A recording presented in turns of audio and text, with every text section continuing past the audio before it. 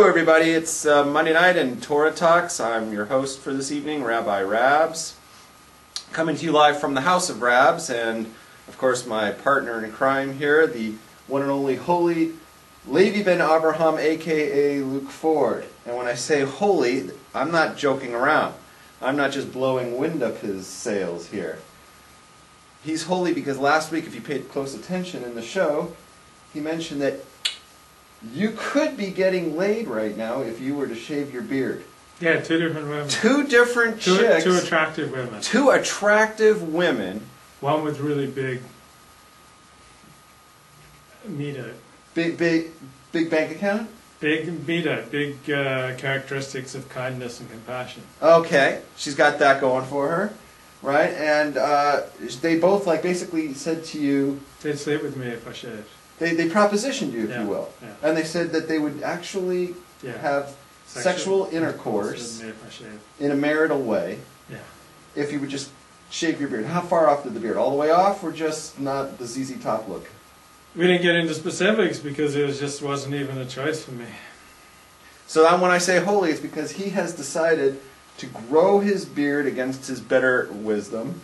Long, even though his friends said it's repelling women, and yet two women have thrown themselves at him because they're blown away and find themselves magnetically drawn to your personality, your charisma.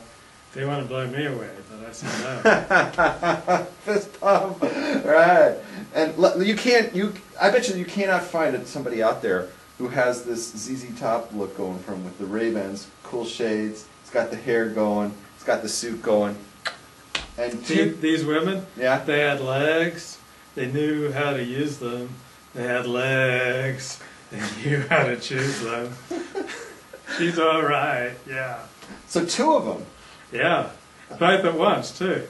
Well, no, I'm making that up. But. So they're both recent too? Well, no, one was a couple of years ago and then one was in the last month. Oh, okay. You want to go into detail on them and tell us about them, or you just want to leave it at that? They're both Jewish. Both Jewish. Both identifying Jewish, both breeding. Oh my God, that's the best type of Jewish. Yeah. And they seriously would do. What's their problem exactly with the? If I may, They say it's gross. They say it's the words they use are gross, lady. The gross. That's a pretty strong word to use, don't you think?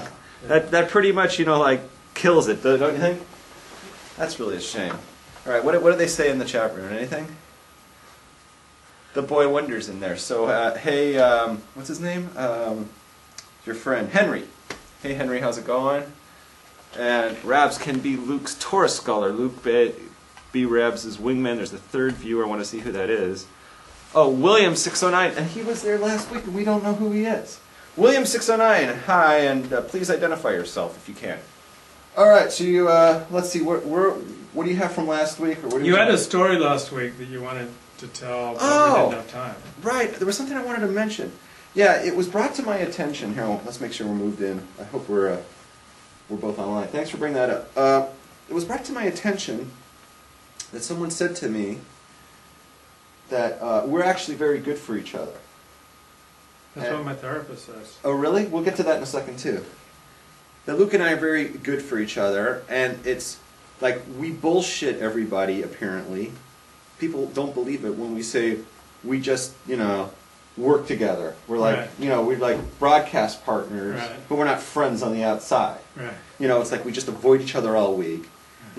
Like he blocks me on Facebook, and then, and then Monday nights we show up and it's like that. But the truth is we never really see each other during the week. One time I bumped into you in the market and you ran away from that woman, right? But I mean, we're not really tight friends on the outside. But it was brought to my attention that they're not believing this story, and this is what was brought to my attention. Are you ready? Here's feedback from one viewer. Ready? Mm-hmm. They say it's mutually beneficial, this relationship, beyond just the show. Right. And each of us gains something from the other one, beyond just having a show. Right. For me, it was explained that I'm it's good for me just to get out of the house, because I'm this person with agoraphobia who has no friends, who's stuck inside a house all day. And it's just to have another human being to talk to and a place to go once a week. You're giving me you're helping me. I don't know how you explain it. Structure. Yeah, it's like you're getting me out of the house. You're giving me something. You're adding social some connection. Yeah, you're adding like that to me, and so it's like something I really need beyond just appearing on the show. I take you to a lot of parties. Yeah, but listen, none of what was that one that you went to? You called Cuddles Party. I got to avoid that stuff. Yeah. And it was pointed out to me by somebody else too that they said the Cuddles Party and the Valentine's parties for you, that's not going to help you get married. No, but it like kind of helps me get through the week. Yeah, but it's like, you know, that's just the fact that you've been talking about them on the air is going to hurt your chances of getting married. Like you're going to scare girls off with that. Because pretty much everything else I said is pretty acceptable. That's what I was thinking too. Yeah. It's like, you know, other than that, yeah, like, you know, other than that, I'm like, I'm free. Yeah. If you just cut out the talk about the cuddles cuddles. parties. If I could only stop that, I'd be married in 3 months. I know it. Yeah. And then what did they say? Oh, in terms of you? Yeah. Well, you have to gain was a little bit more complicated. Mm-hmm. Okay, but you're maybe a more complicated person. Mm-hmm. But you gain for me because like you have like things that like may not be so accepted by mainstream Jewish community. Like, you know, right. You have this background in pornography, if you will, you know, and you bring that to the table. And I'm not saying that it's a bad thing, but it shouldn't be a bad thing. But it tends to like not. It tends to socially constrict your world.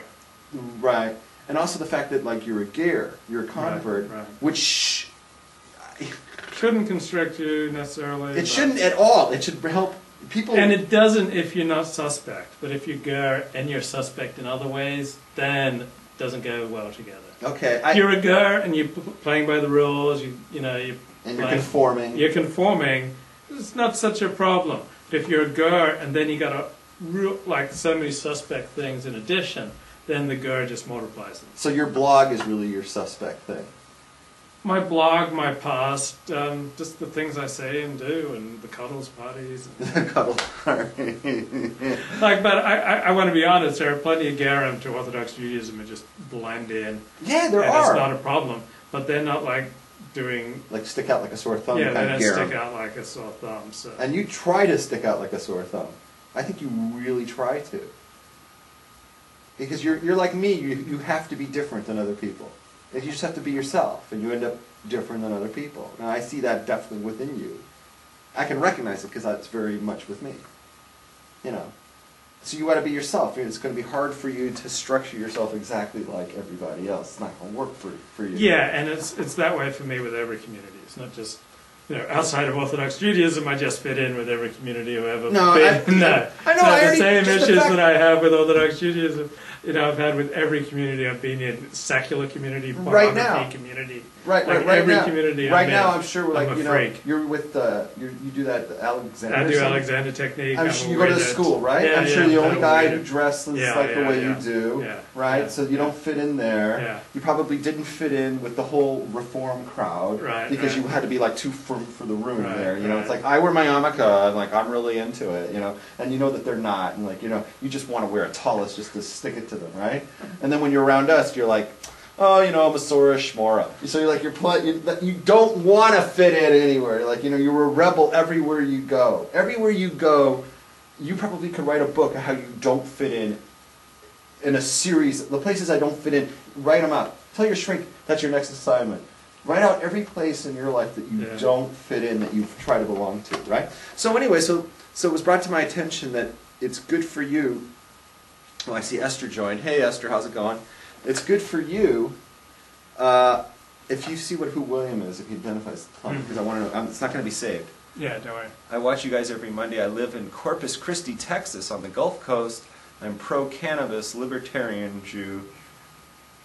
Marijuana legalization. Yeah, we have talked about marijuana legalization. Remember when it was on Prop 19 that night? You're for it, and I'm against it. I'm for it.